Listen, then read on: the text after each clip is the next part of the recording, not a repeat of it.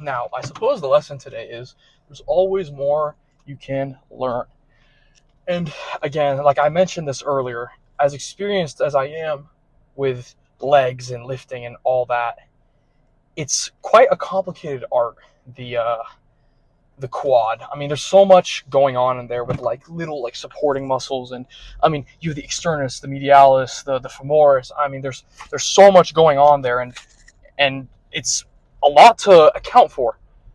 And again, not to overcomplicate things, but it's not a problem when you're first starting out, but for you advanced guys out there, once you've reached a point where you really want to focus on specific parts, then you can try to hone in your movements and technique to try to gain a slight edge on specific body parts.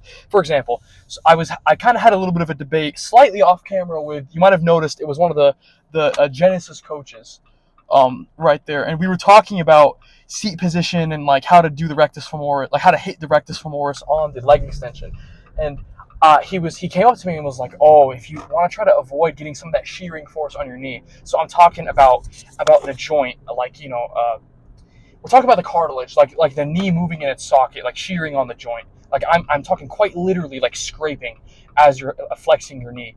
He was saying that if I want to reduce that, I should move the seat up. But then I hit him with the Jeff Nippert, of course, my savior of the gym. Well, if you move the seat back, doesn't that help you target the rectus femoris more? And then he suggested that I move the seat forward and try to flex my toe up, like, and keep it like in the middle, so like this, not externally or internally rotated, so that I could, one, hit the quad harder, he said.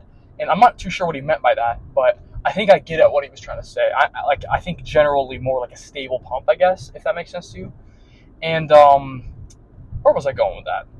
Oh, and of course, you have to keep that toe flexed throughout the reps to target the rectus femoris.